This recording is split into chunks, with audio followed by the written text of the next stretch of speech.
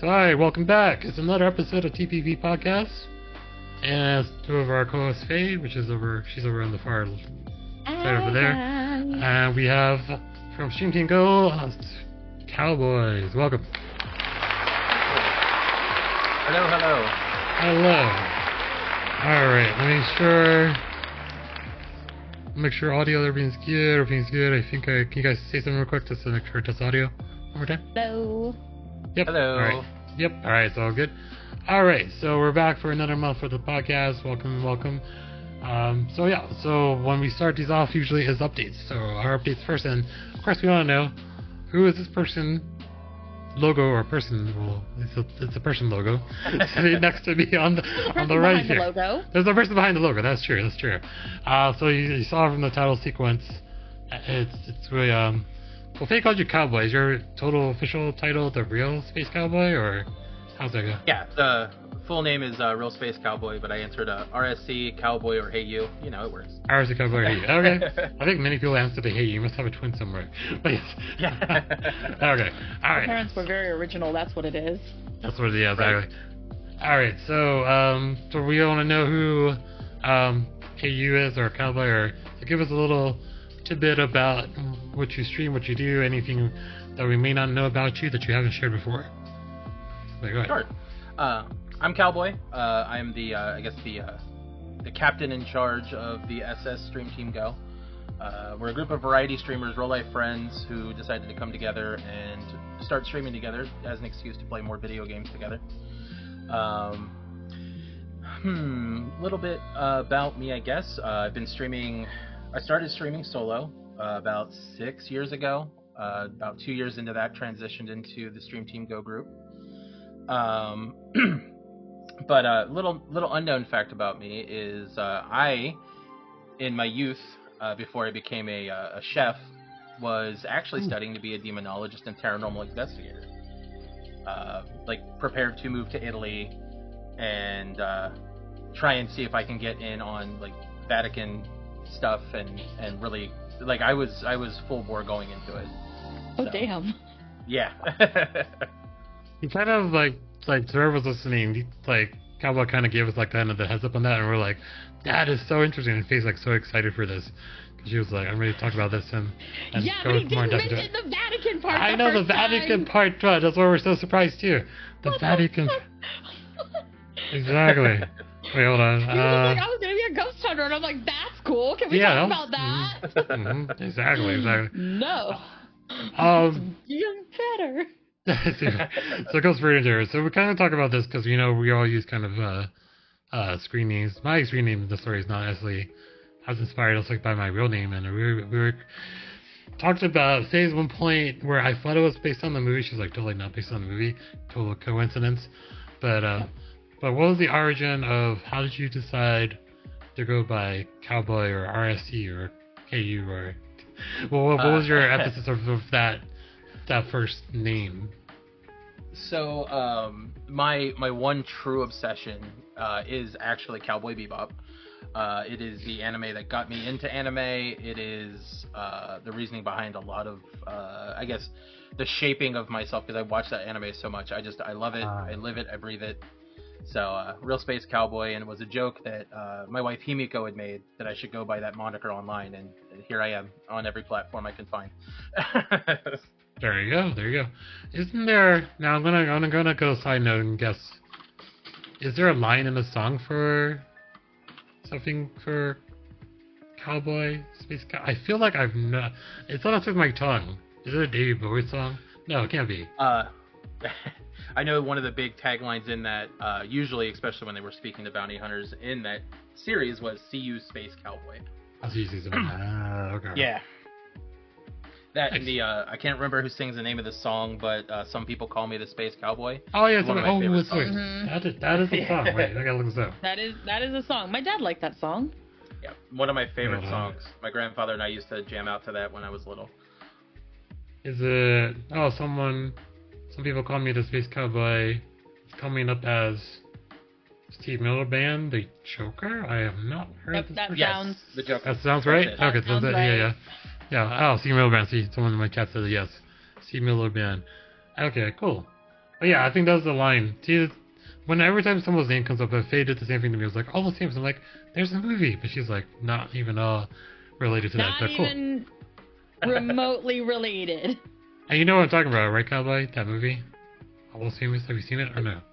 I've heard of a movie called Almost Famous, and I will admit I too thought the same thing when I saw your name on there.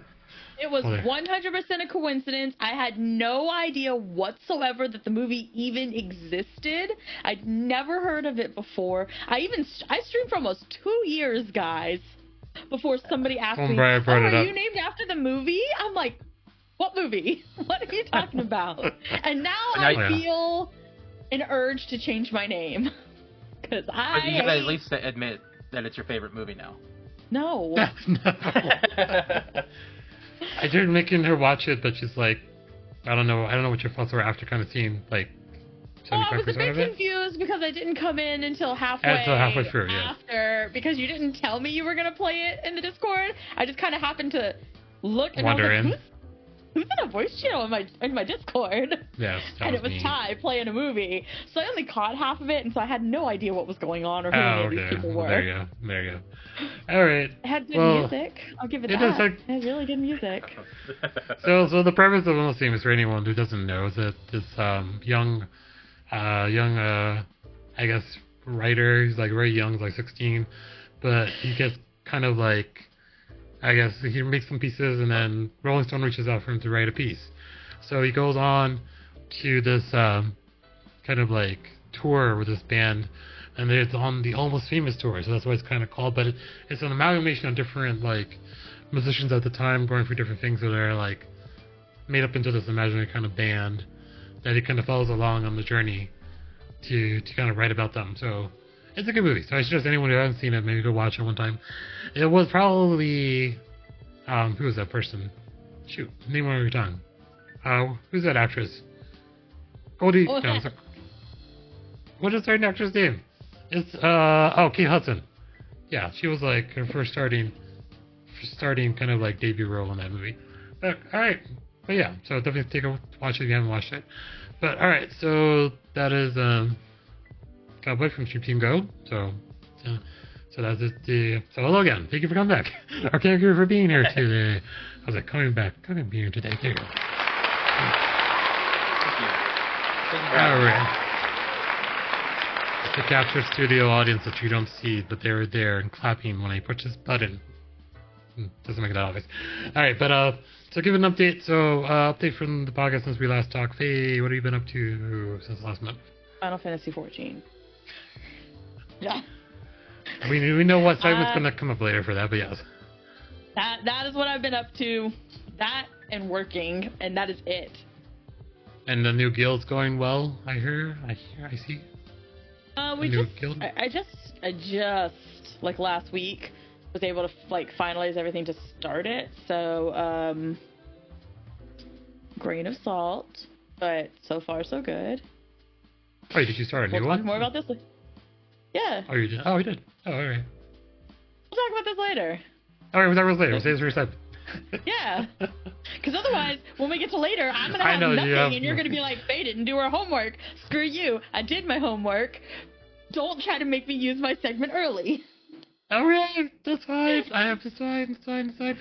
I'm not going. All right, so we'll wait for that because if you guys don't know, who's listening, it's your first time listening or watching, there's a thing called the fake segment, and I always don't write what that's about because it's always up to Faye to figure out what it is. Whatever Faye's ADHD decided we were talking about this month. Exactly. So like, if I start talking about something and she's like, "Don't bring this up now because I have to wait till the second."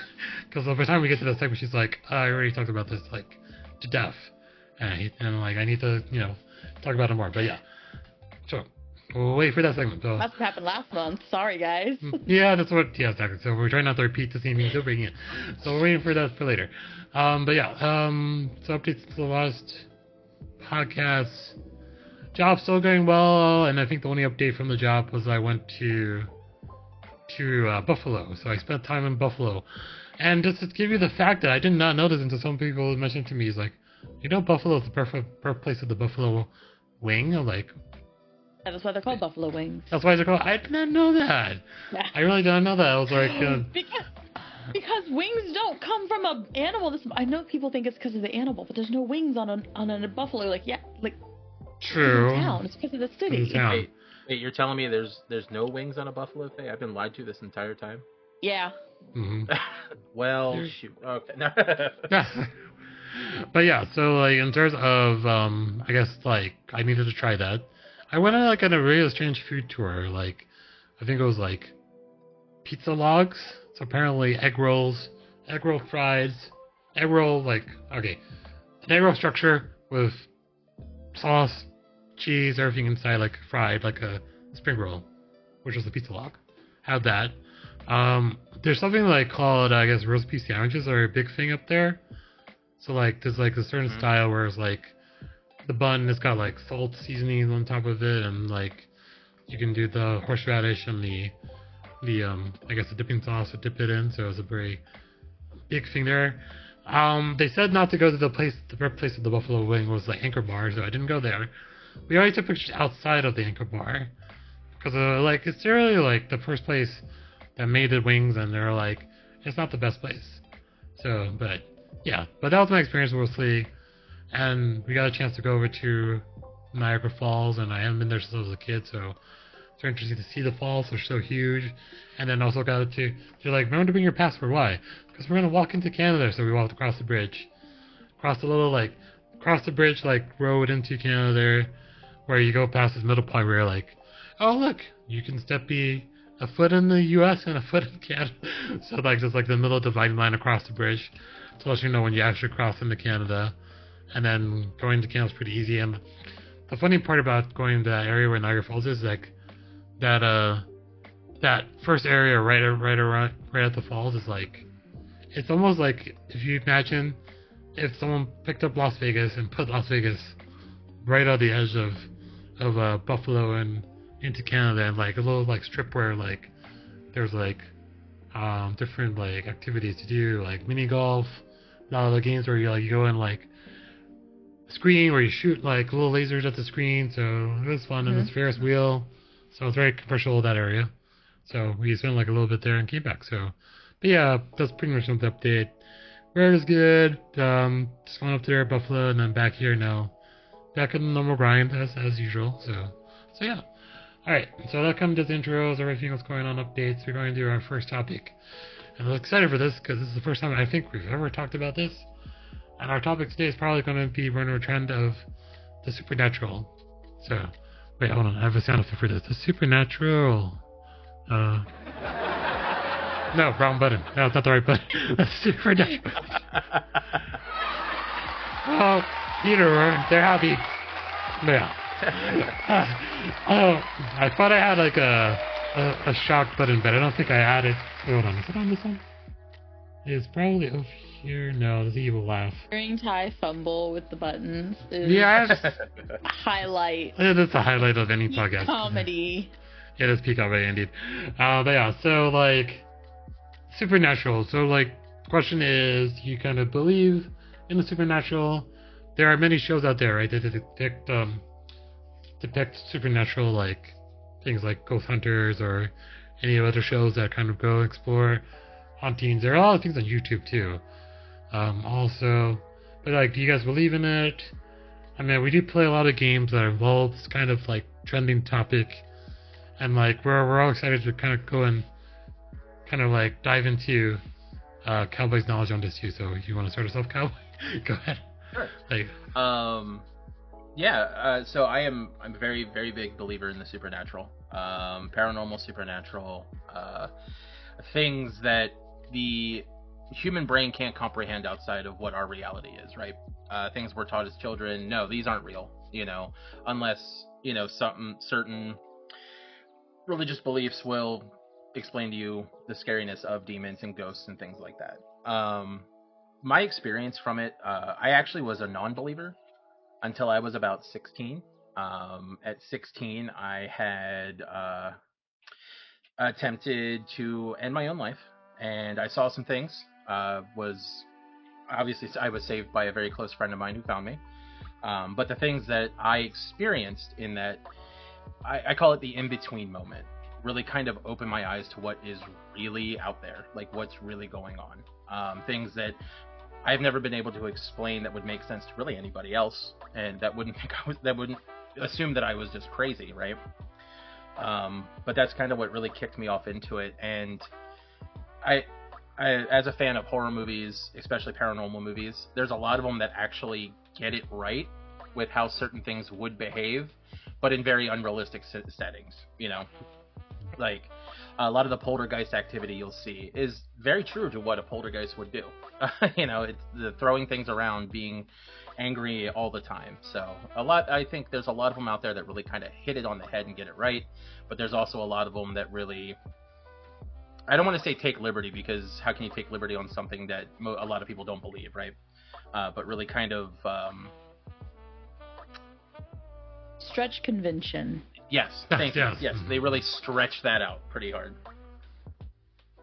Do you think that like movies of like I'm seeing like pop culture, like, 'cause a lot of references to supernatural events kind of come from a lot of pop culture like references.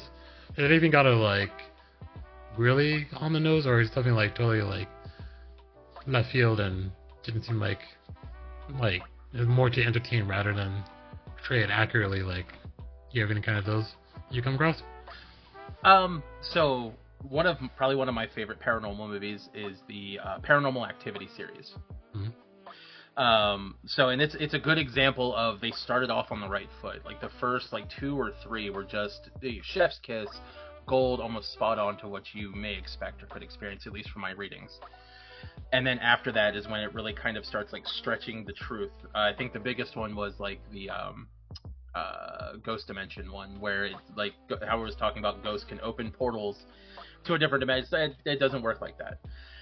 It's not how that works. That's not how ghosts travel amongst, between back and forth and stuff like that. So that one is kind of a good example, that whole like series of what is realistic versus what is Hollywooded up, we'll call it. Yeah, makes sense. So yeah, I love them. They're great movies. Trying to think of another really good paranormal one that kind of made me go, yeah, you got it right. Haven't found too many of them lately. Alright, that's fine. It's like, hey, you have any thoughts on Supernatural? I'm not really sure. I haven't think we've ever talked about this too. So, do you have any opinions? Because we play a lot of like demonologists and such. So I know we like the kind of the genre of that. But have you had any personal experience yourself? Yes. Supernatural?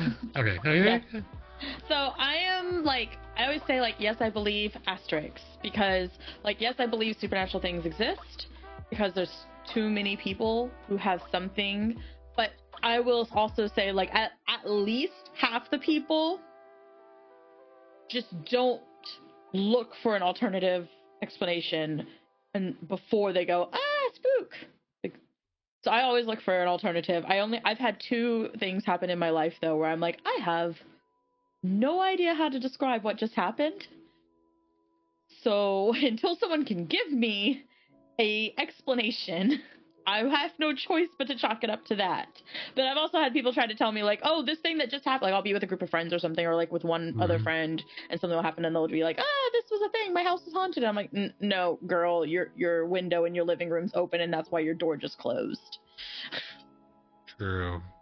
There's always like that. Oh, good. Oh no, that was a filler word. Oh, yeah. I don't know how much you want me to go into. Like I said, I've got 2 things that happened that I was like, what the heck? And they were both in the same house, and I still don't know how to explain it. Well, go ahead, explain one. I've talked about them on my own channel before. Yeah, explain one, just so we have context for everyone listening. Okay, so I'll give you one of the stories then. So I was a teenager, and like every teenage girl, you go in your bedroom and you lock the door and you don't talk to your family, because no teenager wants to talk to their family, and we all lock our doors. And my bedroom was set up in such a way where my bed and my door were as opposite, like on opposite corners, and the door opened inward towards the wall. So if I was sitting on my bed, I could see like a foot into the hallway. That is important to understand how this worked. Okay. So the lock was one of those dinky indoor locks that you can like pick with a coin. It's like just the line on the outside, and you just, like put like Pop it with a flathead. Yeah, like put a flathead or a quarter in there and just turn, and it's unlocked. It is a privacy lock, not a security lock. More for looks than the actual function. Yeah, and I have younger siblings.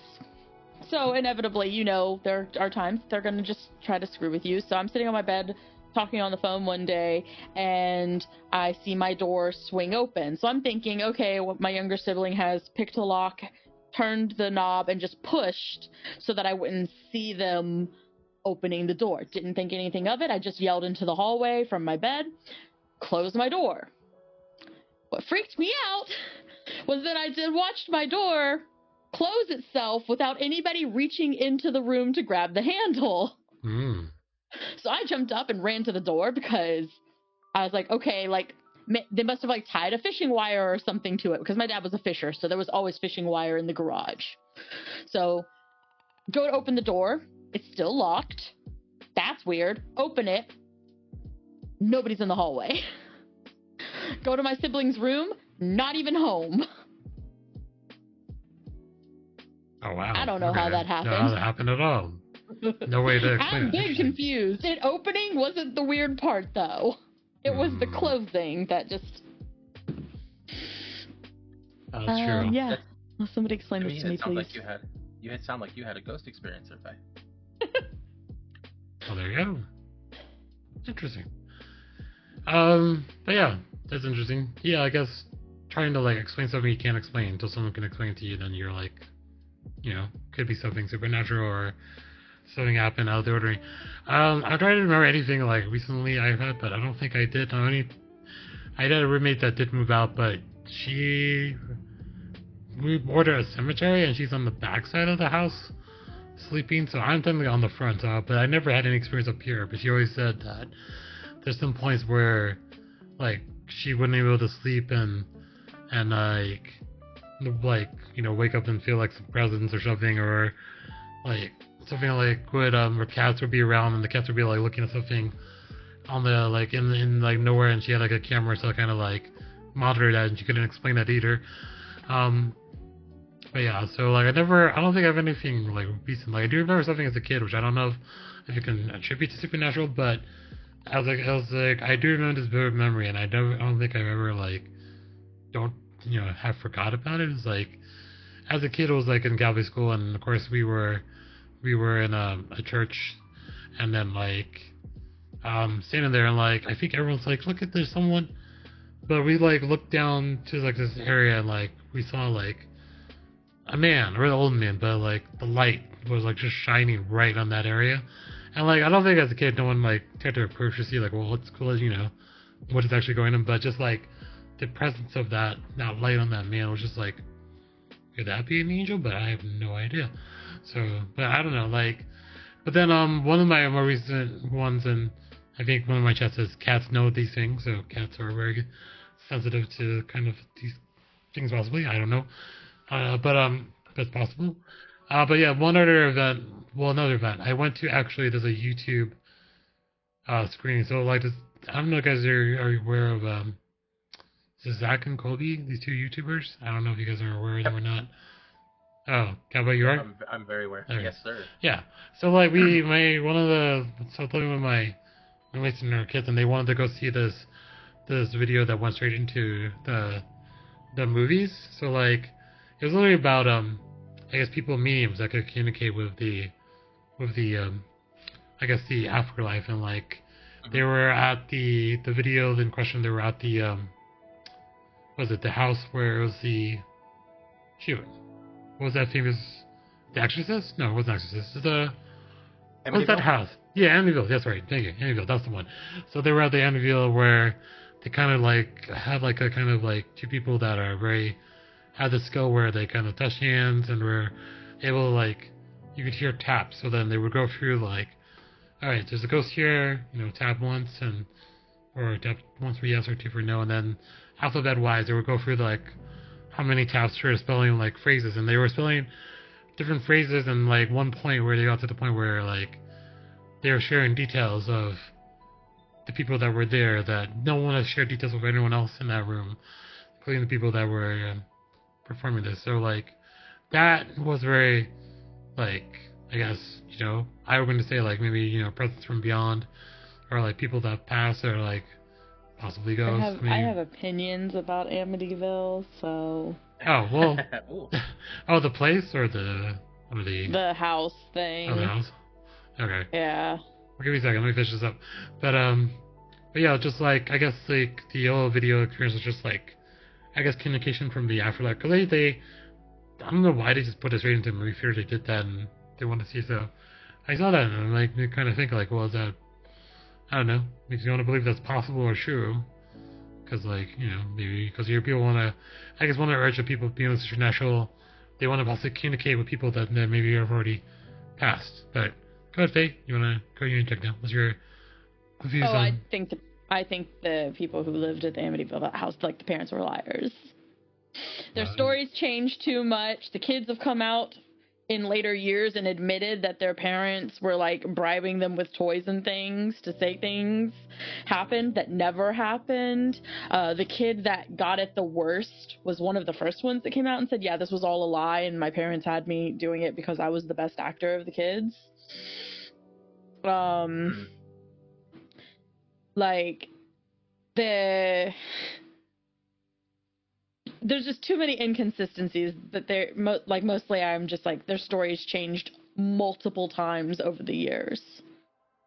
Well, one thing that a lot it tends to happen to people, especially people who experience traumatic paranormal sides.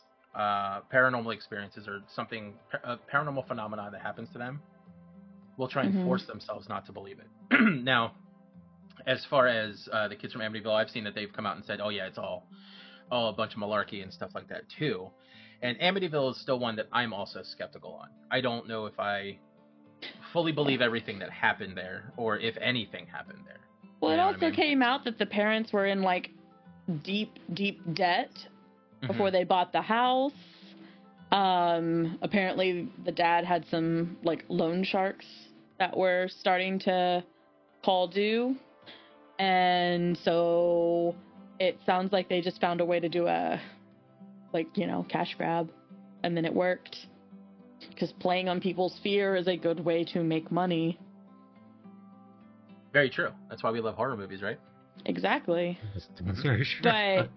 But, you add all of that, that's too much for me to be like, yeah, nah. So one of the questions I actually wanted to pose to the group here.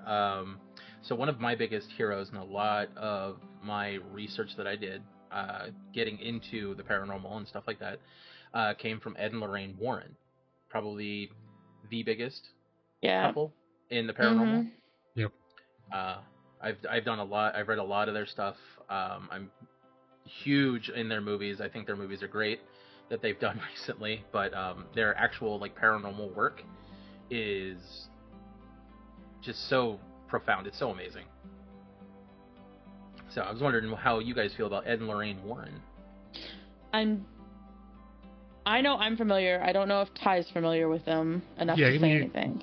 I don't think I'm familiar, but yeah, you guys give me the rundown for the non-people that don't not sure. Yeah, good. Is it the Conjuring series? Yeah, the Conjuring series. That's the one, right? Okay. Yeah, that's based on them. That's based on them. Okay. Yeah. Yeah. Conjuring, Annabelle, La Llorona. Yeah. I think the Annabelle doll was one of their more famous cases. My opinion on them is I do think they encountered some supernatural stuff. I think they very much embellished a lot of it to sell books and things. Also because people would pay them to come out and do exorcisms. So I think there were times that there was nothing happening and that they said that there was in order to secure payment. I'm not going to say every single thing that they encountered was like that though, because it was extensive and, maybe especially in the beginning, maybe they were encountering real stuff, especially towards the end. I think they were just keeping that cash flow going because it was lucrative, and at that point they were well known enough. There's a lot of controversy surrounding the two of them for things like that. As people, from what I know of them as people, not as ghost hunters, everything I have seen is they were really shitty human beings. Okay. I will say, I think probably one of their more famous cases, if I'm checking my notes again, but I believe they were one of the first ones that were able to actually bring proof or bring the defense of possession to a court case. They kind of pointed that out in the third Conjuring movie, The Devil Made Me Do It. Yeah. Yeah, they actually tried to they used the evidence of possession as a defense against court case. It was the first of their time that actually was heard in court about the possession. So I thought they made those two definitely, to me, 100% laid the foundation, laid the groundwork for the supernatural, for all the groups that we see out there, like Ghost Hunters, even Zach Baggins, and places like that. So I definitely agree with you on that one. They laid the groundwork for all of that. Basically, they laid the groundwork for people who weren't directly tied to the church to go into haunted houses and deal with that. Yeah. Because pretty much prior to them... Oh, sorry. No, go ahead, Faye.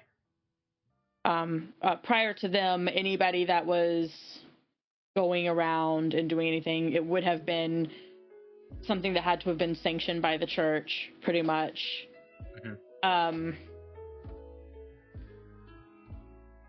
They were Catholic, so they were practicing Catholics, and one of the things that one of the critiques about them is that they very much did push that onto anybody whose house they went to. Yep. I agree with that, yeah. So that is a controversy thing, especially since they would try to pull mythologies from other cultures that, it's a demon named this instead of whatever that mythology was referring to it as. And then the only way you can get rid of it is with our Catholicism. Right. And so there's that contro, but other than that, yeah, you wouldn't have Ghost Hunters today if they hadn't been doing what they was doing. And that's one thing I'll touch on too. Yes, they were very, very devoted Catholics, and they pushed that on people a lot. I myself am not a Catholic. I'm actually a pagan, very spiritualistic on my end. And nowadays you can actually see that you don't have to be part of, like Faye was saying, you don't have to be part of the church to want to do this stuff. Like like over in Italy and stuff like that, they still, like, the Roman Catholic Church still does keep exorcists on hand, but like it's gone from, okay, so here's a handful of signs, go for it, to, well, now you have like this questionnaire, and we really have to see if it's worth our time now, instead of trying to want to do good for the people, because that cash flow that keeps coming in, because it's very expensive to hire an exorcist. So it's gone from wanting to help people to how much money can we make off this, when it should still be about helping people rid themselves of malevolent beings that are causing them problems. And as a side kind of like question topic, like, Cowboy, did you ever had experience, or, because I know you wanted to pursue it though, like, was there a reason, like, did you go and dabble a little bit into it, or like how did it happen where you wanted to go into this kind of field? Like, well, after my experience, from what I saw, I started doing more and more research. Like, I started, like, not just reading, like, what a Bible would tell me about spirits and things like that, but actually, like, checking out Ed and Lorraine's books, reading books by other ghost hunters and paranormal investigators and things like that, and really kind of immersing myself into that world. I have gone and done 7 ghost hunts myself. This was back when I lived on the East Coast. And I myself have had a handful of paranormal experiences, including standing there talking to my friends as we were done, and watching fingerprints form on my forearm, where something was, like, grabbing onto my arm. Like, watching the bruising start happening. So, yeah, that really triggered that. Okay. Yeah. That really triggered my my want to be able to explain it to people, to actually be able to have Right. proof and say, look, we're not crazy, this is real. Makes You know, sense. your cat looking into the corner, he is looking at something. He or she is looking at something. It's there, you know. Mhm. So it Do just you have really, any? it became. Oh, go ahead, Ty. Oh no, I just kind of wonder like any particular like places did you guys went that I might be familiar with? As you said, East Coast. I was curious. East Coast, in Pennsylvania specifically, Hex Hollow. I actually lived around about that area in southern Pennsylvania, towards like the Maryland line. There was a place that was had suspected, we'll put that in quotations, cult activity, but there were always stories about a woman who lived on the property for many, many, many years, and she was outed as a witch or a pagan practitioner, and was kind of ostracized from the community, and she lived in the woods by herself, you know, like for real, like wicked witch story kind of thing. And and so I've gone and I've been through there. I've actually gone to the Shanghai tunnels in Portland, Oregon. I've been through there and have had some experiences in there. Those are more recent for me. And then just a couple of other places that we heard were haunted, going through abandoned houses, and things like that. But the biggest one was Hex Hollow. Oh, sorry. Hold on. The follow plays and like it scares the shit out of you sometimes. But sorry, go ahead. But okay, cool. So all right, that's definitely cool.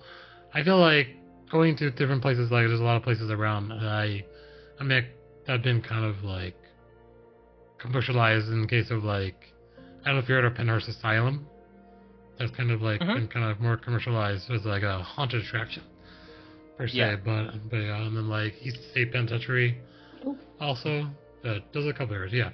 Out of curiosity, I think this kind of leads into your AMA question, so you already kind of like headed me across the path. So, so that's fine. No, it's fine. It's fine. It works out because like I don't have that personal. I guess for my like just talking about Ed and like Lorraine, like I just only based on the Conjuring movie, and I already started watching the Conjuring movies only since the last year because my roommate and everyone in this house were like, we love horror movies. I'm like, oh really? I never watched horror movies, so I started watching more horror movies as we were going. Horror movies are great though.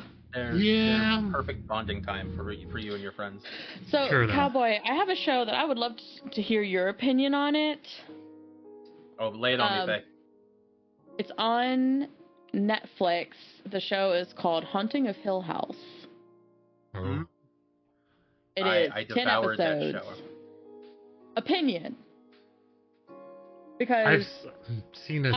while I didn't want to be a ghost hunter, I am very into the occult. I am also pagan, and I'm just very into the occult in general. So I've done lots and lots of research just because I like knowing things. If you guys aren't like someone who has talked to me regularly, you probably don't know this, but I am obnoxious in just the random ass stuff that I tend to know. So I had a whole like phase. I had a whole phase where I was like devouring everything I could get my hands on with this. And my opinion is that, I mean, obviously a little bit Hollywoodized, but the way they portrayed that haunted house was very, very good. Oh yeah, that for the longest time. So Keely and I have a bi-weekly movie night that we do, and it's always horror movies. I have been like chomping at the bit to find a show that's gonna give me goosebumps, and The Haunting of Hill House, 100%. Like hiding, like pulling the blanket up. It was so well done. I will say, for me, it's about a 60-40. 60% of it was definitely done up Hollywood style, but there's still a big part of that was very accurate to things that can happen. Like with them saying, oh, we just put random ghosts hiding throughout the different scenes and little Easter eggs. That's realistically something that could be going on. Like your home, your house, wherever you're staying, could literally be full of ghosts and you just aren't aware of it. So the way that I viewed it is like, because remember the main character is a writer and he writes horror stories. Like he writes these true ghost stories, and he admitted himself he always embellished things. So I was watching this show through the lens of, this is his autobiography. Of course he's gonna freaking embellish everything that happened a bit, right? Exactly. But you take away what would have been the embellishments, the whole concept of, oh yeah, like you mentioned seeing this person, that person never existed in the house, and then you find out, oh, that's because this guy actually saw a ghost and didn't even realize it. For Ty and for chat, the thing I'm referencing to is there's a scene in there where there's like the kids just walking through the house looking for like their parent, I think, and that's the focus of the scene. But like in the background, there's an old man fixing a clock. Mm-hmm. And the kid was, the kid grows up and he's telling this story that just included the random scene where he's like, oh yeah, like this event was happening, and then like I went to go find my mom, and I remember passing by the guy, on the ladder on the clock and being careful not to knock him over while I was going to look. And the dad's later like, yeah, there was never a dude there. I never hired anyone to fix that clock. Mm-hmm. That is real. It was so good. Mm-hmm. And that is a real phenomena that can happen, because everybody has a different level of sensitivity to the no better way to put, but the magnetic fields that ghosts put off. That is the energy they put off, because ghosts are just manifested states of being, right? States of energy, and depending on how sensitive you are, sometimes they just look like balls of light. Sometimes they look like halos around people. And sometimes it's full manifestation that you can see. It just depends on how sensitive you are. Himiko is actually very sensitive to that kind of stuff, to energies and things like that. So we have to be careful. When her and I went out to visit in Pennsylvania, when she came out to visit me when I was living out there, she refused to go to Gettysburg. I've had experiences in Gettysburg. And Ty, living on the East Coast, I don't know if you've been to, or how many times you've been to Gettysburg, or anything like that, or if you have, but it's real out there. Like they're like when they talk about, oh yeah, I've heard marching out in the fields. Yeah, it's true. It's real. I gotta plan my next vacation there now because I haven't been there. But yeah, no, seeing something that isn't there, 100%. Like that whole scene with the guy in the clock. That, to me, is probably the realest scene in that whole series. Yep, I like it. Mm-hmm. Great show, too. For anyone who hasn't watched it, it is phenomenal. It will make your skin crawl. I was almost in Himiko's lap, and I'm the one that loves horror movies. There you go. Nice. It is a very good... And there's like a... I don't know if you would refer to it as a sequel. It's like in the same universe. There's like a second series. I didn't find it as good. You didn't? Personally. I haven't seen it yet. No, me personally. I haven't seen it yet, so I have no opinions. Wait, what's the second series? Is it Colin? I don't have it off the top of my head, but I can find it for you. Yeah, let me look at it. Is it like some other... Yeah, I know there's another one related to it, right? Haunting of Bly Manor. Yeah, Bly Manor. That's it. Bly Manor. Yep. I think I've seen those too. They're very, very... I feel like... adequately scary, let's put it that way, because it's just like how it looks and perceives everything. But just bring it to your point, like it's like the sensitivity, like you could be totally oblivious to everything's going on, but then or maybe you notice something and not everyone else is noticing that same thing. So this is a very interesting point. Go ahead, question, hand. I see a hand. I just wanted to say something that's like kind of on that realm, but like not specifically about ghosts. Just kind of, I guess, occulty type things. So I've always been of the belief that like everybody has an energy field, and like if ghost exists, then that's what they're made of, because every human has an energy field. And some people refer to your energy field as an aura, right? I have a really big, and I have proved it because no one believes I have a huge aura. To the point, like, you remember those old radios where you have to like dial in and you had your antenna? The rabbit ears. I can't set my own radio channel on those, because if I get within a foot of it, my my energy field actually knocks it out of alignment. So if I'm the one who touches the radio and sets the channel, when I walk more than a foot away, it's gonna go back to static. You have to test this and put this on a video somewhere. I have to see this. Yeah, it was a problem. I actually, when I was a teenager, my younger sister would have to come set my radio for me. Interesting. Hey, I have some implements, and I think you should plan a trip, and we should check some things out. Yeah, there you go. So I just was like, just fun fact about me, I can't set. But now you just press a button and it automatically goes to where the next channels. So now I don't have that problem because technology sets it for me, and I'm not sitting there and touching the dial. But yeah, if I get too close to the antenna. And that was the problem, is because like nowadays, like in your car, your antenna is usually at the back of your car, and you just hit a button and it sets the. But it was that I was getting too close to the antenna, and when I get farther away from the antenna, because my electric field is no longer warping the stuff, it would just go back to a static thing, and somebody else would have to like fine tune it. Gotcha. And my sister had a very because she didn't believe me at first, and I literally was like, I started doing this. For people who are listening on Spotify, I would just move my hand back and forth, closer and then away from the antenna, and you would hear that it would come into focus and then go out of focus, and then come into focus and then go out of focus. My sister would just make a would great have TikTok video. I'm just saying. My sister would grab the antenna, no effect. So I used to joke that I stole her aura. Oh dang! Okay. That's cool.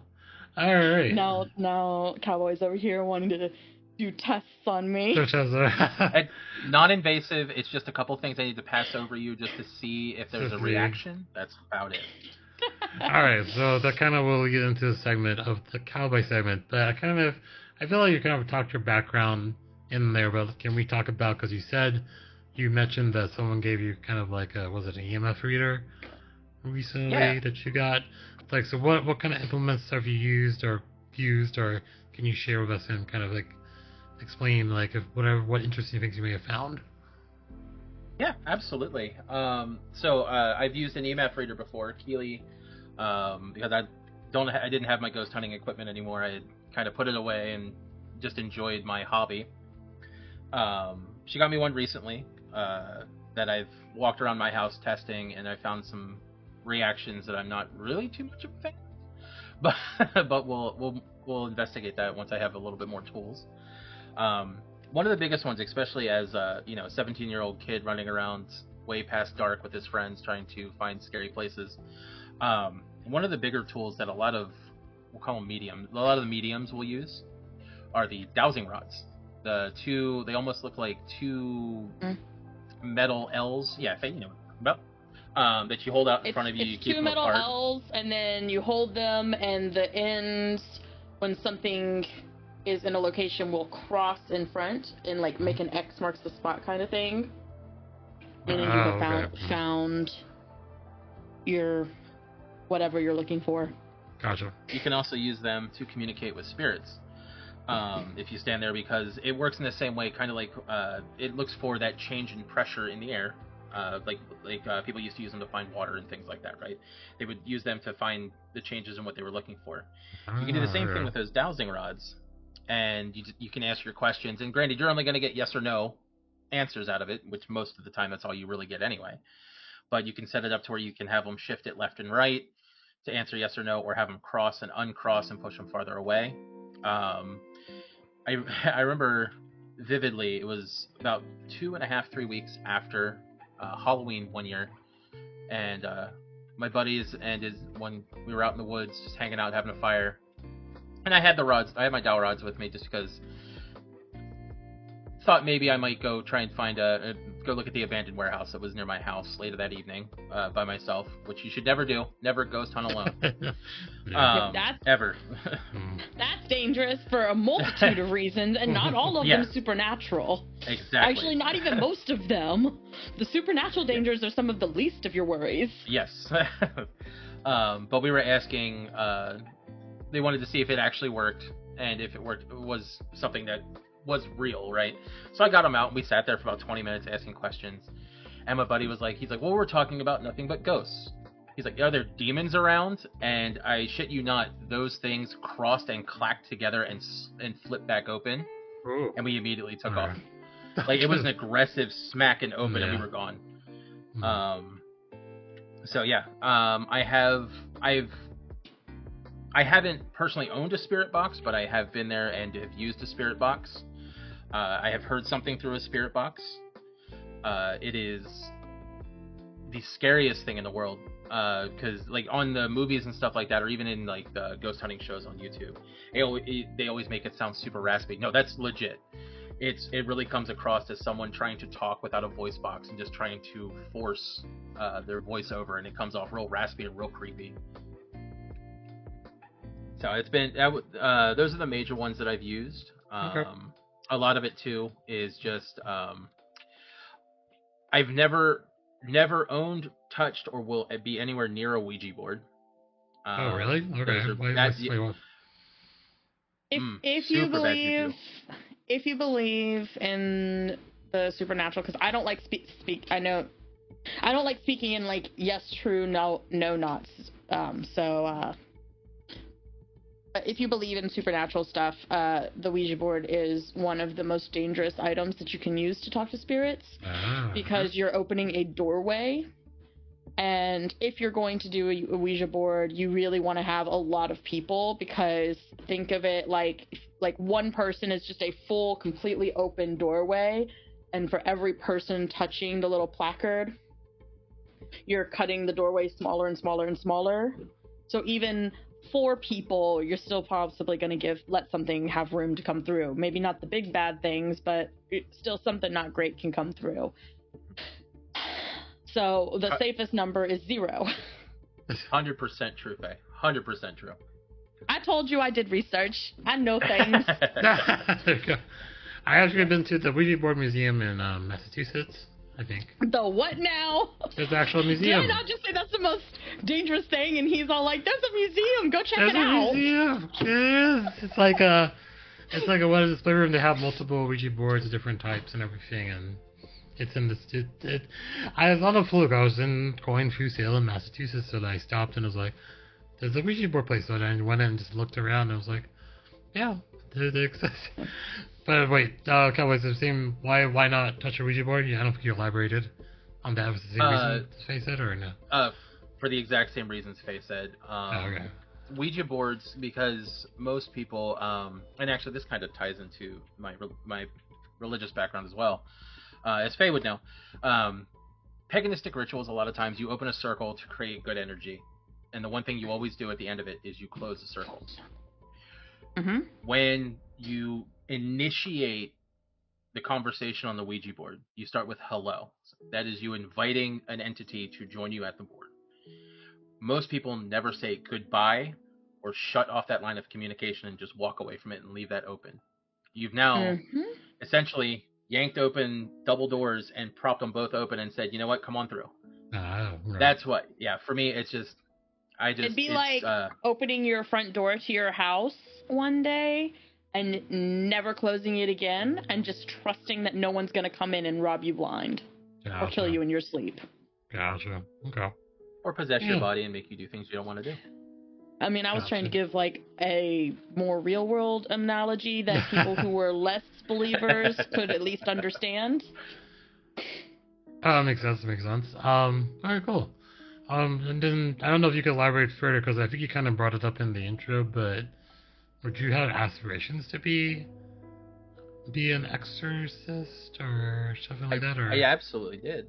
I 100% did. I wanted to go over to Italy. I wanted to study at the Vatican. I wanted to learn absolutely everything I could. Like, I was even prepared to get ordained, because with the Vatican you have to be ordained.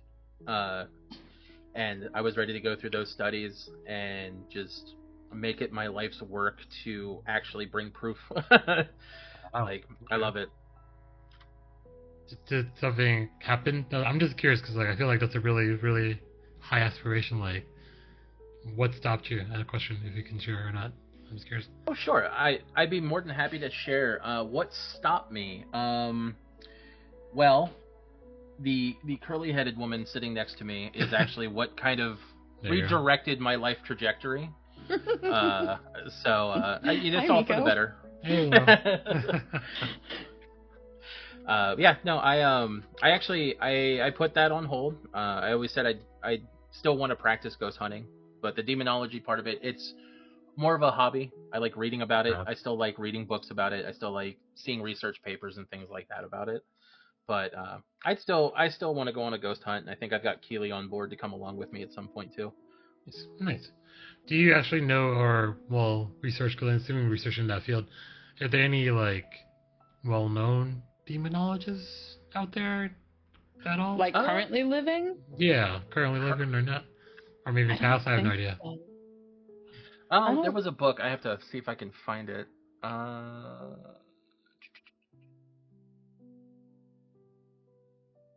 I mean, you know, like the Conjuring couple are like the only thing apparently like bring that up and like, all right, yeah, everyone's kind of aware of that. It's just like demonologists or anyone that actually has like practice that field. I don't know, out of curiosity, if you knew. I think Faye's like also drawing a blank. Yeah. I know that I can't think of his name, but after Ed and Lorraine Warren both passed, their son-in-law kept up with their museum, and he is still a practitioner. He still goes and does that stuff. He still helps with exorcisms, not as often, prolifically. Yeah, not as prolifically, and he stays pretty far under the radar. But he still also manages their entire house of demonically possessed items, including the Annabelle doll. So I think the like late 90s, early 2000s rise of the ghost hunter shows kind of drove a lot of the people who were more serious about it a bit underground, because the shows got caught lying over and over and over and over again for ratings, because you know it's not going to rate well if nothing happened. And if you're doing this for serious, there are going to be times that you go somewhere and nothing fucking happened. Because I describe myself as the most skeptical believer that's out there. Like, yes, I absolutely believe supernatural things can exist, but I exhaust every other possibility first. And a lot of times it is as simple as, this house is old, that's why you're hearing the floorboards creaking at night, because old houses settle, and old houses have weird drafts. So the slamming doors is because there's a draft. It's not a ghost. You're not hearing a ghost walk down the hall and slam a door. You're just hearing your house be an old house. And if you can't admit when there's not anything there and just let it be, then no one can actually trust anything that you say, because everything always has to be something for you. 90% of people who claim to have a paranormal, 90% of people who claim to have a paranormal haunting in their home, it is just an old home. But there is still that 10% of people who it's not just an old home and there is something there. Yeah. Believe it or not, ghosts have better things to do than bother us most of the time. Yeah, can imagine. I feel like of like the energy of like the cemetery back there. I was like, I don't know. I like sometimes walk to that corner. It's like realizing this is a big cemetery, looking like in the back corner of the property, but you don't know what energies or anything that would lie from a cemetery. But per se, you never know. All right, so to lead into, I guess we do ask me anything questions, and I guess Cowboy kind of went into one without even knowing that he was going to that question about Ed and Lorraine. But I kind of have like an off-topic question, because I'm just curious, because what was the origin of Stream Team Go? Like, what is the emphasis of like creating that group of people that kind of like, you guys stream together, you guys play games together, like, what is that origin story? That's for Cowboy, bro. It boiled down to, we all wanted an excuse to be able to set time aside to spend time together and kind of share with the internet and the world the shenanigans and hijinks we get into, because we find it entertaining. We hope other people will. Just me and my closest friends decided we wanted to hang out and play games together and make something of it. Oh, nice. All right, so just like emphasis too, like, and then like you guys were like, all right, one account, and then kind of just the eyes of into that world of what you guys are playing and seeing. Like, is that kind of like, I don't know. I just like, is that the, oh yeah, is that right? Did I get the right kind of? Yeah. So I was, like I said, I was streaming by myself for a handful of years before that, and we just decided to, because I kept having like Malkavius and Keeley and Himiko and Ashkane, and everyone would just come in and like hang out, and I'm just like, let's just make it a thing. We'll keep the one account, we'll all jump in together, and this, all hands in the pot, all hands working together, all hands doing everything, and it's been a hell of a ride. I think Nice. made some great friends along the way too, from other streamers and stuff like that. So we've had a blast. Most definitely. All right, cool. All right. Let's see. Get to the next topic of. I think we kind of talked about this in like when we were planning this, but do you know? Because there are a lot of fakes out there, right? And I know, Cowboy, do you have any like, or even Faye, like any ones that you've seen that you know? Because I think Faye's always the skeptic, so can tell spot like a really fake. And of course, even like videos now, like video editing, like you feel like you can edit something that seems like it's paranormal. Do you guys have any interesting examples or stuff you've seen that you can share or talk about? So fake videos, they don't really tend to come up on my feed. If I see anything, it's usually somebody overreacting to something completely explainable to try to sell that it was something scary. Like, something falls over and they're like, oh my god, I'm home alone. Yeah, but anybody who follows your channel knows you own a cat. Like, you're not going to convince me that was a ghost. That was your cat, lady. But they're going on and on. No, nobody's here. Oh my god, what was that? Why did that happen? Oh my god, who's here? What's going on? No, lady, you have a cat. Chill out. Why was that not your first assumption? Why did you jump straight to ghost? Not to sound controversial, but as far as anything fake, so anything done by Zach Baggins, is that a little too controversial? I don't even know who that is. I know it is. So no, not too controversial. Zach I'm Baggins, gonna say no, not too controversial. So you had Ghost Hunter. Zach Baggins was Ghost Adventures, if I'm not mistaken. Was that the name of his sounds show? vaguely familiar. Yeah, Ghost Adventures was the name of his show. And this kind of like Faye kind of touched on that earlier too when she talked about how like late 90s, early 2000s kind of started this big boom of people like Ghost Adventures, Ghost Hunters, that kind of stuff, where 99.99% of that crap was faked. Zach Baggins took it to the extreme, and I'm not trying to start a war on this, but like, I don't know, like the things you learn when reading books about ghost hunting and stuff like that tell you do not antagonize, and that's all this man lived to do. That's how you know. If you start antagonizing, you're not going to get any response. Nothing will happen. They, like I said, ghosts have better things to do than bother us, and if you're coming at them aggressive, they're just meh. And if it is something that has the ability to actually interact with the physical world, and you do piss it off sufficiently that it responds to you, it absolutely has the strength to knock your ass into the wall. 100%. Poltergeists are a thing. And a comment here says blaming the bear. Well, what is your guys' thoughts on that movie, The Blair Witch Project? Like, is that kind of like... So, I have a love-hate feeling about the Blair Witch, because here's the thing. The producers and the actors always said it was a movie they were acting. It was just the people viewing it who were like, no, because it was one of the first found footage things, and people associated that style with documentaries. So because of that, and because we lack critical thinking skills, people decided it was a documentary and just fucking ran with it. And they're like, even the actors were like, yeah, I was acting. Like, the woman, there's like a scene in there where she's like just utterly terrified, right? And like people are missing and she's freaking out and everyone's like, you must have been so scared. And she's like, I'm an actor. I was doing my job. No, I wasn't scared. I'm just really good at faking it because that's what they pay me to do. Yeah, I'm with Faye on that one. I have very much mine's more of a hate relationship with the Blair Witch Project, because I do feel like like you said, found footage, right? I love found footage movies. I love them. But Blair Witch almost ruined them for me, just because people took it as gospel that this is a documentary of people dying in the woods to this malevolent spirit. No. Yeah.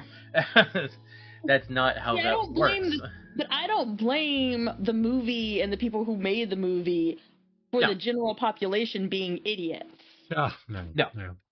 Like, that's not their fault. They did their job. They made a very compelling movie. The problem is we don't have media literacy. We're dumb. Right? Yes, very true.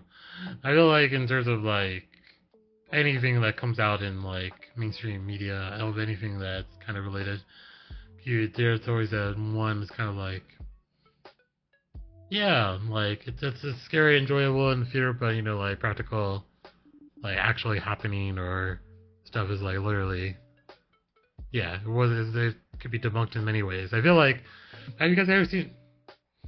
Sorry. I just had to fall in and blast my ear again. Sorry. But yes, yeah, like anything that would be any other ones stand out as a fake? Because besides, I guess the style, right? Like just anything. I don't know how to describe it. Like that's fine. Keep it going. I don't know. It's just curious. But anything else stuck in your head? Like, I feel like you're probably right. Ghost Hunters, a lot of those ones, like, for people that are like short attention span, like you wanted something to happen, like, and I guess from experience from any like I guess Cowboy can comment, like the fact that like like any like ghost haunting or any event, you might have something that happened to you immediately, or maybe hours, maybe time has passed, and then something would happen to you, and then I guess we're like a mind person of someone watching that on TV, like you don't want to sit there and wait, and then like they want to condense things into like a shorter time period, right? Yeah, I think that's what happens a lot, because as far as like the fingers appearing on my arm when I was grabbed, we had been inside that house for like 3.5, 4 hours. I never felt anything. I never bumped into anything. And then just like standing outside for about 20 minutes, you look and you just watch them manifest, like appear on my arm like bruising. So, yeah, the scratching, like you'll see a lot, especially Ghost Hunters, Ghost Adventures talk about scratching and stuff like that. So easily can that be explained away? I saw Faye's reaction to that. It can very easily be explained away, as far as bumping into something and stuff like that. I've never had an experience with being scratched or clawed at, but I've been grabbed, I've been held on to. So the scratching, I believe a powerful enough entity could do it, but I don't see it happening as quickly or as often, because a lot of times these beings are feeling you out to see how badly they can mess with you, Right. So it's not always an immediate thing, but like Hollywood, they want to try and speed that up and make you believe, if you're having a ghost encounter and it scratches you, it's going to be immediate and it's going to be deep and you have to go get it treated. No. If it is going to be something, it'll be like you brushed against like a corner of your desk a little bit and to just have a red line up your arm. Nothing that's going to actually draw blood. If random scratches and bruises just randomly appearing on you means that you have encountered a ghost, then I am the most haunted woman in the U.S. I'm not. I'm just a klutz and I bruise easy. But legitimately, like one of the most common phrases that I say, like the most common combination of words you'll hear out of my mouth is, I'm bleeding. Okay. Just like, because I just randomly like have cuts appear and I'm just like, oh, that's weird. Why am I bleeding? I don't assume it's a ghost. I assume that I bumped into something or wasn't paying attention and scratched myself or something. Like I did damage to me, not a ghost. Yeah, I think it goes. Okay. All right. I was saying, it's amazing too what like the power of the human mind can do. Like you can walk into a place being told that it's haunted, and your mind will start messing with you. It will start playing tricks on you, and I think that's a lot of where those people have those ghost encounters. It's because they were told that things happen here, and they build it up and build it up and build it up and build it up, and then they don't pay attention and bump into something and realize, oh no, I've been scratched. Look, you know. Right. You have to walk into these things with a very open mind, and you almost want to walk into places like that going, you know what, I don't think there's anything here. Right. And that's when the real experiences start happening. Even though every experience with the roommate, there was one thing that I think stood out one day, and it was hard to explain. Like, there were like, she showed me like, there's 2 bumps on her lower back, and like, there was space like certain distance apart, and we couldn't explain. We tried to figure out what was that, and we're not sure. I don't think we ever figured out what caused them, but they like appeared out of nowhere. And it's like a weird random spot. Like your back, you wouldn't necessarily like hit something or rub into something, but never knew. So no, like. Dude, if I have a spot appearing on my back, I will assume that I backed into the counter. Well, there you go. Legit. Or I'm gonna check the back of my chair to see if like there's a wire sticking out. Mm-hmm. Or I'm gonna like there are so many different things that I would check before I would assume a ghost touched me. Well, yeah, I mean, I don't think we figured it out either, right? too. That's true. Like, everyone wants to figure out what could cause that, and like, I don't know, I don't think we can ever really confirm what. Like, could have been like even an insect bite or something that you didn't realize that occurred back there. But you never know. Like, one of those things is hard to explain, like things that are like I think everyone has an analytical mind too. They don't want to necessarily, like jump towards ghosts, but then they're like, well, logically, how could this happen? X, Y, Z, and go through that. And then, as Faye said, like, like the point where like, if you can't explain it anymore, or don't know how it happened, then it possibly could be something that did actually happen overall. But yeah. All right. So I think that kind of puts the fake. Cowboy, do you ever any links to links to like, because you said you had like links to some fake ones that you. I thought I did. There are YouTube videos that I had, but they're very, very long. Oh, they're very, very long. Okay. Well, if you find a link, send it to me, then I can post it in like the video or something to have a reference. That's so we'll have that. Find fakes is on TikTok. I'm sorry, but some of the best fakes that I've seen where I've gone, wait a minute. Nope. Okay. Yeah, that makes sense. Is on TikTok. Gotcha. Yeah, that's short form content, and the very limited like field of view does well for the fake stuff. I'll give you that. Hi, Mega. Yeah, TikTok has some good ones. Yes. All right, so we're gonna dive into the very. I know Faye always likes to this. And was like, "Hey, you have a ask me anything question for us?" Well, I did, but we've already kind of covered it, Dang. So. I have a question for you, Faye. Okay, let's shoot. He gets 2 this time. Let's go. Lay it on me. What's the second story you had about your paranormal experience? Oh, okay. So this one's the one where I'm gonna sound like I'm absolutely freaking crazy. No, you won't. I promise. Okay, so I have to explain the layout of the house. This is the same house that the door thing happened in. So all of the kids' room were on one hallway, and like the parents' room was on the opposite side of the house. They managed to find a house that made it so that we didn't have to hear them at night, and they didn't have to hear us. And as a kid, that was spectacular.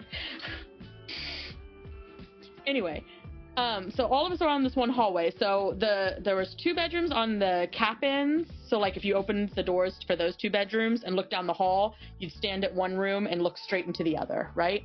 And then there was one halfway down the hall, like in the middle. And this was like a decent length hallway, like at least 2 car lengths for how long this hallway was. And all of my siblings, we all have ADHD, and so we liked to musical chairs the bedrooms. So at some point or another, we had all been in every single one of the bedrooms. This is important for the story because the thing that I saw it multiple times. from all the different positions. So it's like different point of view, same event just happening over and over again. So the first time I ever encountered it was when I was in the center bedroom. I opened my door, saw a figure running by my door, and then like poked my head out, didn't see anyone in the hallway, and it, you know, for the first few times I just assumed it was my sibling whose room was down there and didn't think anything of it because siblings are weird. Until one day I saw it and it clicked that while this figure is definitely running, there are no footsteps. And this is on the second floor. Next question. Yeah, and it was on the second floor. So you would definitely hear it if someone's running down the hallway because it's not solid ground. So that's when I started getting a little weirded out. And then eventually I went to the back room where the door thing happened, and that's the room that the figure is running towards. And that's when I got a better look at the thing, because I like would open my door and just see it like running at me, and I realized it doesn't have any features. It's like a silhouette, just like a pure black humanoid shape just running at me. And then as it like a little bit after it would get past the middle room door, as it got closer to that end bedroom, it would start going translucent, and by the time it got to the door of that bedroom, gone. So the first time I didn't know that, and it freaked me out, so I saw it running at me, and I'd slammed the door, and I was just waiting for impact that never came. Oh. So it took me a couple times getting brave enough to like leave the door open and see what happened, and that's when I noticed it gets transparent. And then the last time that I ever saw it was in the other room from the other side of the hallway. I had opened my door, the silhouette was right in front of my door, and it was like a second and a half before it took off down the hall, and that was the first time I'd seen the entire start to finish. At which point I promptly went to my parents and I was like, hey, I think y'all need to commit me. Well, I went to my mother, I should say, and I said, I was like, something is wrong with me and I think you need to commit me. And my mom's like, what are you talking about? Because at this point, I am a teenage girl, and I am putting her through the ringer. And she's just like, oh God, what are we doing now? And so we're like going back and forth, and she's going, you're not crazy, and I'm not committing you. And I'm like, no, you don't understand. I'm seeing things. I'm fucking hallucinating. Put me in a mental asylum. And my dad comes out, and he sees us like very intensely talking, and he goes, what's going on? And my mom's like, she thinks she's seeing a ghost. And my dad looks at me and goes, oh, you mean the black figure in the hallway? Yeah, don't worry about it. I've seen it too. And he just walks the fuck away. Like, what the fuck do you mean you've seen it too? Wow. The fuck? That definitely a shadow person. That's pretty neat. That's really cool, actually. Faye, I do have another question for you now that we're on this vein, because now I'm even more curious. Oh no. So I know you mentioned electronics and you aren't necessarily the best of friends because of your aura. Mm-hmm. You've seen the shadow person and things like that. Do you find, I know graveyards are not necessarily the happiest places on the planet, right? But do you ever feel like you are more extremely sad being around graveyards than someone would? Like, do you feel very intense Cowboy, emotions? I suffer from depression. I am always more sad than a person's supposed to be. This will feel different. Like, I know. I've been in graveyards. Like, I'm not scared of them. I've just never really like gone traipsing through one. Like the town that where I learned to drive and was able to like not have to worry about my parents knowing where I was going.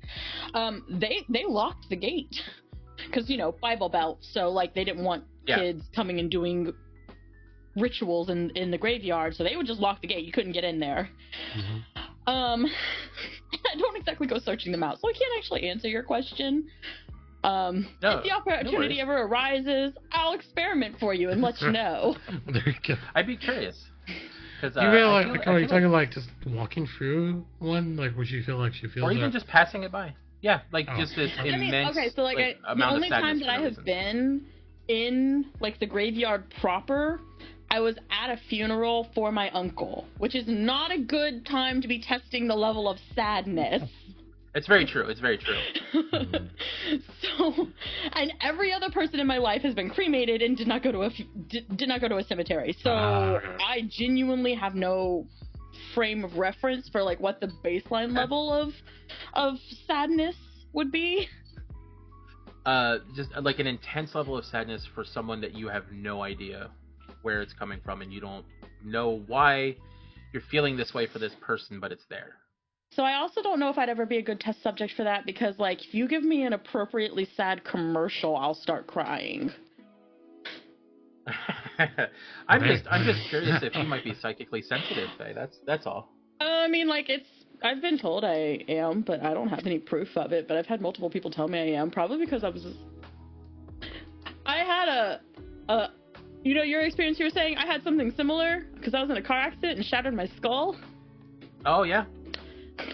So you saw it too?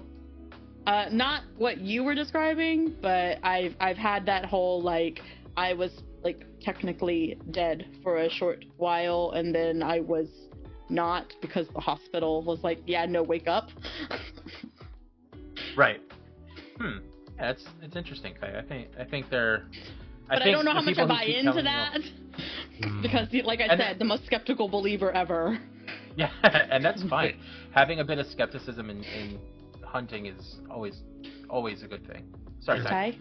Oh, I just wanted to clarify, because you said your dad saw it. Did anyone else of the siblings notice the black figure? Nobody else ever said anything about it. So that I also didn't talk to them about it. Every time because it was like, it would be months between viewings, right? Okay. It wasn't like I was seeing it every day, every week kind of thing. Dies in hospital, boss. You're still coming in on Monday, right? Yeah. Oh yeah, that's a mood. Anyway, but yeah. So it would be like months in between these viewings, and I was definitely going through like emotional turmoil anyway. I was not in a great headspace when I was a teenager. Like, I feel that. Oh wait, do you ever follow up with your dad? Be like, hey, like, wait, how did you? No, we never talked about it again. We never talked about it again. Okay. The way he said it was so blunt and blasé. So that it would be. It was like, true, right? This is just a fact that's not worth discussing. That's the tone he imparted. Wow. I never discussed it again. My mom never brought it up again. He never brought it up again. It was just, this thing exists. She's not crazy. And the conversation was done. Wow. Okay. Your dad handled it like a true champ. Like I see it, I admit it's there, I'm done. Mm-hmm. And exactly, that's the story. Best way to handle it. Nice. Yep. And then what's really weird is I don't remember seeing, and I'm not gonna say it didn't happen, but I don't remember seeing it after that conversation happened. Gotcha. That's interesting. Don't know if that means anything. Oh, like after, so it never occurred again after that conversation occurred? Not that I saw. But, like, mind you, this had been happening, I say there were months between. That was the closest between sightings would be months. Oh, yeah, it'd be close. Sometimes I wouldn't see it for over a year. Oh, and then, Max is sitting by. 1 second. Good night, Macca. Sure, yeah, he'll be up here, so check that out later. Okay. So yeah, sometimes it was like 5 or 6 months. Sometimes it was over a year. I lived in that house for like 7 years. And like I said, like I had already at this point seen it like 8 or 9 times. And like, some people know this, some people don't. I didn't have a good relationship with my mother, and she kicked me out when I was 18. And that conversation with my dad happened when I was 17. So while I never saw it again after that, it could have just been because it was one of those long stretches, and I then no longer lived at the house. Gotcha. But yeah, I don't know. I don't know if it was significant to the conversation or just the fact that it was, sometimes every few months and then sometimes, over a year and yada yada yada. Makes sense. All right, leading into the topic that Faye has been trying to avoid talking about until we actually got to the Faye segment. Wait, hold on, you need this for the intro. I'm really. This feels like this is a good song.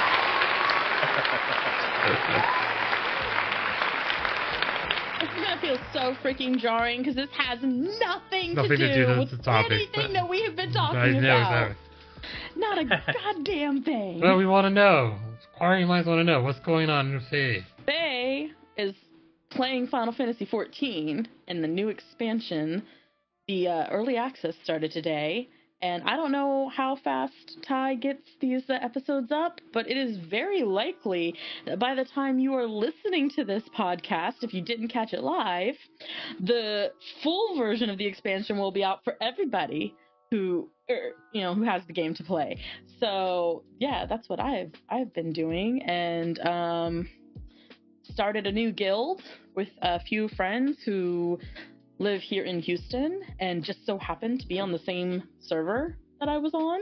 Oh, nice. So if you already play 14, or if you would like to start playing 14, go to the Famfrit server and join my guild, because it's going to be fun. Spell it. How's it spelled? F as in Frank, A as in Apple, M as in Mark, F as in Frank, R as in Roger, I as in India, T as in Tango. Famfrit. So Famfrit as one word? Yeah, it's one word. There you go. Have you successfully, that's the server I'm on. Come play with me. Have you successfully convinced Miko to come play with you yet? Have I what? Have you successfully convinced Miko to come play with you yet? No, but I also haven't tried. Oh, there you go. It's coming. It's coming down the line. We'll see. No, I don't want to try to get anybody to play who doesn't want to play. Like, if you don't want to be here, don't be here. Oh, side note, did you make me drink, what, 6 Mountain Dews in the span of 3 days? Look, okay, no, sir. We're not using the word made. There was, and there is still at this moment, a Mountain Dew event going on with Final Fantasy XIV. There's a bunch of different prizes, but there was one in particular that I wanted, and it was an in-game mount, and it was one of the cheapest prizes that you could get, which is very helpful. But I do not drink Mountain Dew. It makes me feel physically ill. It makes my tummy feel very upset.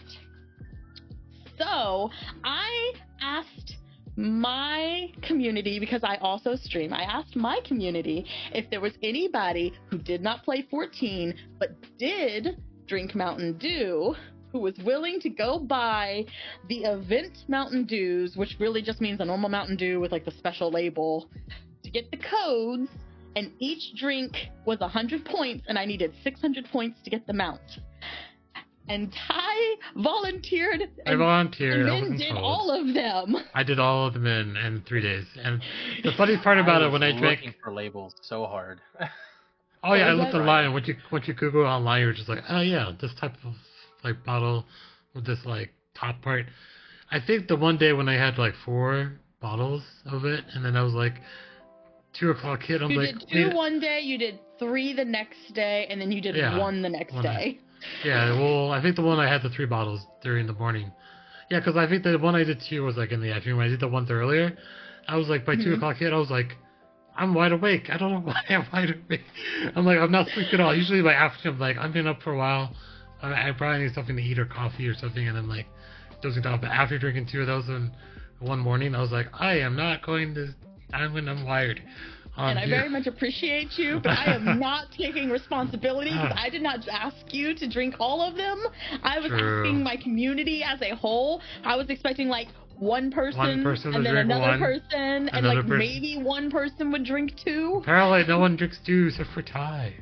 This is true. You were the only person who responded, so I appreciate you for that. Like, I really do. That was very sweet of you, and I'm very happy. And I did get my mount. I tried, at least 5 different flavors of Mountain Dew. There's a lot of Mountain Dew flavors out there, I swear. There's too many. It's almost as There's many, too many, yeah, as Doritos. True, very true. But, yes. I think so. That's the main focus, so it's just been, like, setting the new guild up, playing it. How long has you been in the new guild? It's been up So the new guild has only been a week, and the only people who are in the guild right now are the friends that are local that made the guild with me. But I have run a guild in the past, and my last guild was 250 members. So I already know how to like run a guild and have everything, going smooth and yada. And I've already built in all of the the people that I've started this with. They've never run a guild and they've never been in big guilds, and they're just like, oh, that's a lot of stuff. And I'm like, it's just future proofing, guys. I promise we don't need it right now, but by the time we need it, you want to have it already in place. But yeah, so I'm looking forward to it because I genuinely missed running a guild. It brings me great joy. I like basically being the guild mom and being like new players in the game, they have little sprout icons next to their names to let people know that they're new. So I like collecting all the little sproutlings and being like, come, let me teach you how to play. Wow. And giving everybody this little safe community where everyone's friendly and helpful and we all get along and we do events together. So it's not all in place yet because we have so few people, but working on it. There you go. So if any of that sounds fun to you and you want to help build that, hit me up on FanFrit. Come join. Applications are open. There's a Discord if you want to come hang out but not quite commit yet. You can just come join our Discord. You would have to find the link through the game. Nope, not that Discord. Not that Discord. Well, no, I just put a clip up, but that's all. You did break it, Mon. What did you do? Sorry, Ty was trying to link to my streaming Discord, and I keep these things very separate from each other. Yeah, no. It's a cat complaint. Sorry, apologize. I'm not going to link the Discord for the guild through the podcast. Okay. But if you find me on FanFrit, my character's name is Amarin, and I'm always wearing black and white. If you find me on FanFrit, I will give you the guild Discord, and I'm doing it that way because I try to keep streaming separate from Final Fantasy XIV guild stuff, because I feel like if I bring streaming into the guild stuff, then people will lose faith in me as a guild leader. Because it feels a lot like, oh, she's trying to build a guild so that she can build it. She can try to make them into Twitch followers, and that's not what I'm doing. Okay, makes sense. I very much keep a wall of demarcation there. That's fine. So yeah, but I'm having a lot of fun with it. Also, the new story is great. Graphical updates, fantastic. The queues, as with every expansion, abysmal. Are you still logged in? You have not been kicked yet? Yes, I am very much still logged in. I'm wiggling my mouth. Yeah. My little character's doing the jiggle dance to keep myself logged in because I am not dealing with that queue. How long did it take you to log initially today? Well, so I got in before the East Coast ended their workday. So it wasn't very long, but once the East Coast it hits 5 o'clock on the East Coast, and from that point forward, the queue times just get longer and longer and longer until about midnight. But then again, it's Friday, so maybe not. True. But yeah, the queue times will just get longer and longer throughout the evening because people towards the end of an expansion will stop playing the game, but then they'll resubscribe to the game and come back for the expansion. So people who haven't been on the game for 7 months are suddenly back. Oh, that makes sense. Wait, so how long are these cycles for expansions? How long does it take usually? It's on a 2-year cycle. So usually we have an expansion come out, and then it's probably 3 months before we start getting patches, which give you small bits of story that kind of connect this expansion to the next expansion. Gotcha. So usually what ends up happening is there's always a substantial group of people that will log in, rush through story, rush through any new content, but they are rushing, and then they don't do like the farming cycles. They just do the new content, and then once they've completed it, they drop off and they come back 2 months later when the next patch is released. Yeah. And yeah, so anytime like new story or new fights get added, you'll notice that like the queues go up for like a week or two, and then they plummet back down. But when the full expansions are coming out, it's usually like a month or so before the queues come back down, because not everyone rushes through the expansion story. Some people come in, enjoy the story, piddle around for a little bit, and then they bounce again. I know I've asked you this before. Nothing wrong with doing that. Oh yeah, nothing wrong. I know I asked you this before, and like I wanted, what is your pitch for someone who has not played Final Fantasy 14? Like, what entices me, or someone that like would want to? Because like I know Final Fantasy, like the world, and like how that kind of like the lore of that, but then this is like an MMO, right? So you meet other people online. Yeah. And So stuff. every Final Fantasy is pretty much standalone. Like there's like a few here and there that are connected, but it is more common for a Final Fantasy game to be self-contained. So anything that you know from playing old games has no relevance on this one, as far as story goes. I mean, it's hard to describe the story is really good, but it's hard to describe it to somebody just to try to get when you're trying to get them in, because I never want to give spoilers. Oh. And so like the only way I can describe it non-spoilery comes off so generic, because it's like, oh yeah, you start off as a adventurer and you kind of start doing quests to help people, and you get more and more powerful, and end up taking on like these huge, like basically gods, which is very like, that sounds like I could be describing any Final Fantasy ever. Right. I can say this: the story is phenomenal. It's literally won awards. So like I think it won an award for being like the best MMO story of all time. Just I think period. you're right. Oh really? Oh wow. Yeah. It's a fantastic story. Yeah. I have laughed.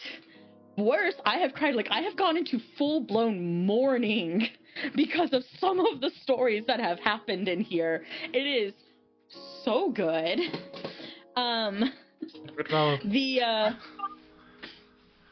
The characters are great. Going through the base game can be a little rough, just because of like how the game ended up coming about. I would definitely say like find yourself some good friends or get into a good guild, and they can kind of help you through that. But it has one of the nicest, if not the nicest, MMO communities out there. Everyone is always very helpful, very kind. I very rarely run into toxic people at all, and if you do run into somebody who's toxic, the GMs absolutely take care of them. Like, you put in a report, they're gone. Gotcha. Try the free trial. It is the most generous free trial because they are so confident that you will like it if you give it a chance. You can get all the way up to level 70. There's no time restraint. So like if it takes you a year to get to 70, take a year. They don't do that whole, oh, you only have 30 days. No, they're just like, we have confidence you're going to like this. You go all the way to level 70, and then if you aren't ready to pay, you can just switch to a different class and level that one to level 70. Oh, geez, okay. Yeah, you could level every class, or almost every class in the game, to level 70 before you ever give them $1. Is there like confident that if you play, you're gonna love it. Right. So like, is there a point where like, does the cliffhanger kind of hit 70, or like, is it like you can't progress That's more? That's the end of the second expansion. Oh, okay. So the free trial covers the base game and the first 2 expansions. Chill. Okay. So, like, I mean, like, yeah, it's kind of a cliffhanger because it's the end of an expansion, and you've just finished all of the quests that's going to lead into the next expansion, but that's just the nature of storytelling in an MMO. Makes sense. You know? Cowboy, have you any experience in MMO? Just curious, because I know you're quite over there too. Yeah, no, I am. World of Warcraft was my first. And actually, no, I'm sorry, that's not true. Final Fantasy 11 was my Which was first also very MMO. good. It was. I devoured that game. I loved it, which segued me into spending too much of my life in World of Warcraft. And then I've dabbled in. I've actually played Final Fantasy 14 a bit. I think the last expansion I remember playing, Faye, was when the Samurai. Stormblood, second one. Stormblood. Yep. Yep. So I loved it. You missed out on the literally best one, because the next expansion after that's another reason why they let you go to 70, because the expansion right after that is the best expansion. That's the one that won the award for the best MMO storyline of all time.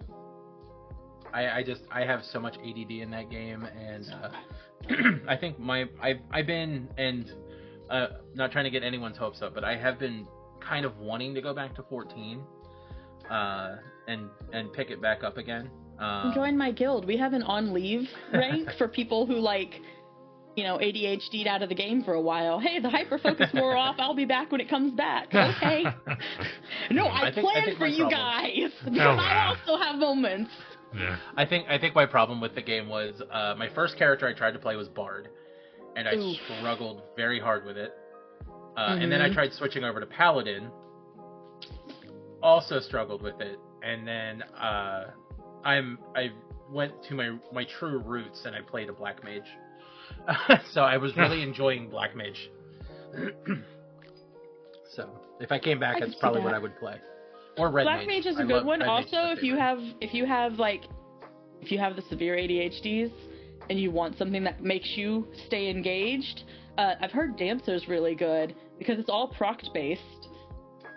Yeah, I've heard that too. I was a hunter player in WoW, so anything where I could just place my face on the keyboard on the first button and roll it all the way up and then all the way back, I'll play it. I mean, basically, so I don't know, Ty, if you know what proct means. Go ahead. It's like if you play an ability, then it has a percentage chance of activating the ability to use a different one, but it's not always there, so you have to constantly be watching your hotbar to see what's lighting up, because you hit this and it activates this, and then that activates this everything over here. So it's kind of like playing whack-a-mole with your rotation. But if you're somebody who if you're somebody that the other classes, they have a very standardized, you hit 1, then you hit 2, then you hit 3, then you hit 4, then you hit 1, and if that bores you to tears, something that's just what starts to glow might be more engaging. Gotcha. So I don't like this selling point you're giving me, Faye. I'm telling you. What do you mean? I don't know if I like. I don't know if I like it. It's more. I've got the crystal system, the crystal system pulled up, looking at it, going, should I reactivate or not?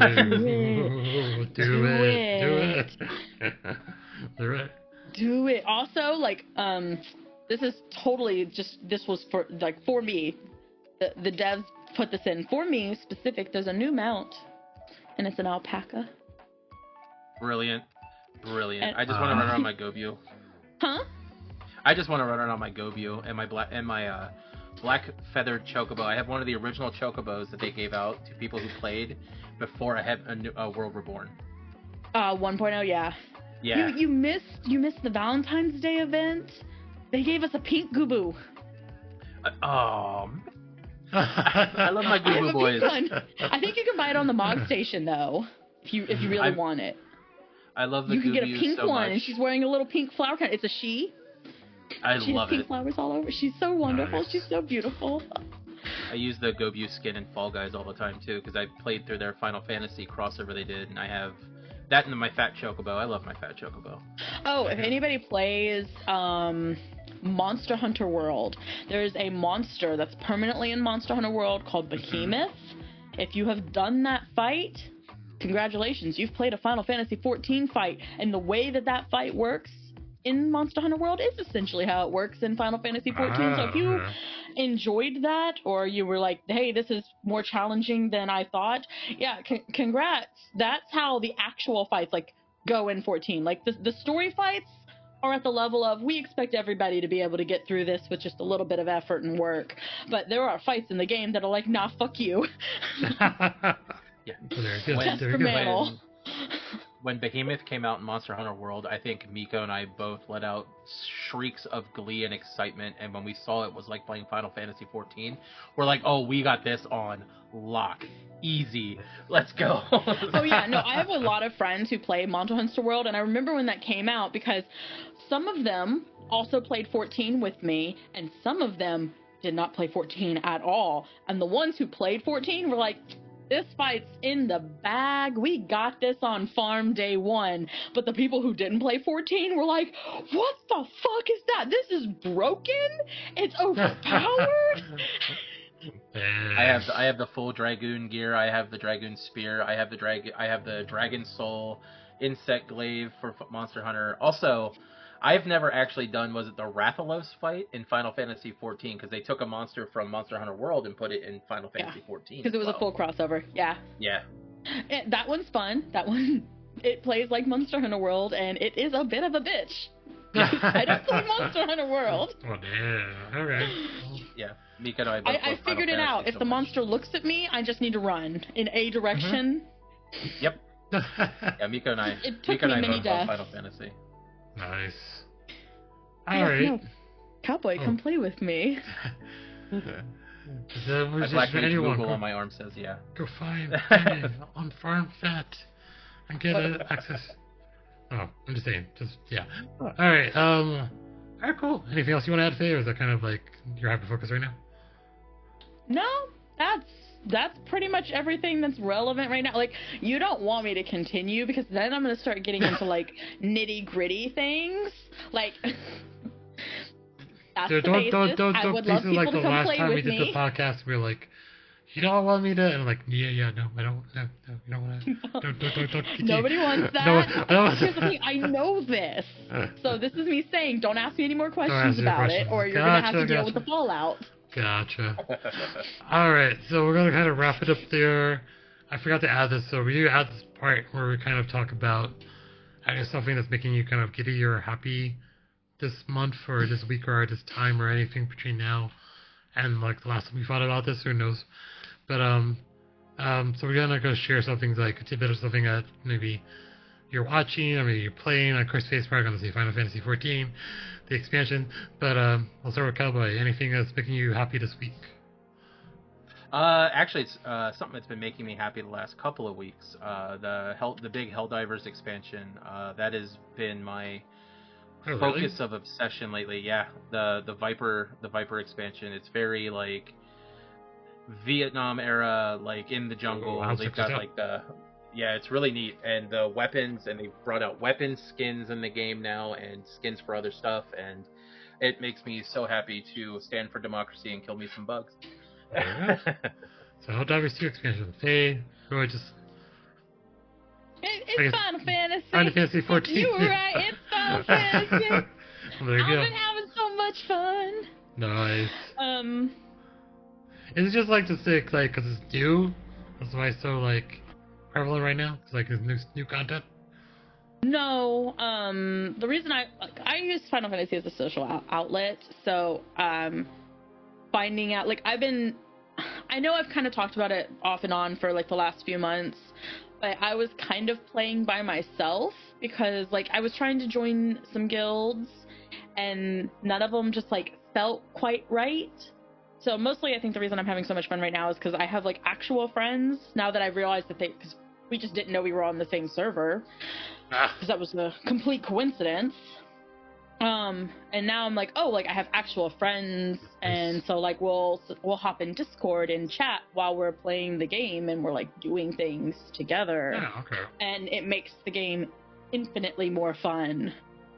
Because like it is like, as far as the story goes, you can solo all the story stuff, and then just like use the duty finder to get random party members for the dungeons. So you don't really need to have friends, but I like having friends. It makes Just makes everything better. There you go.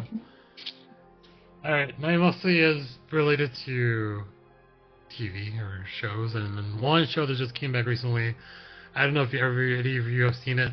It's called The Bear. It's on Hulu.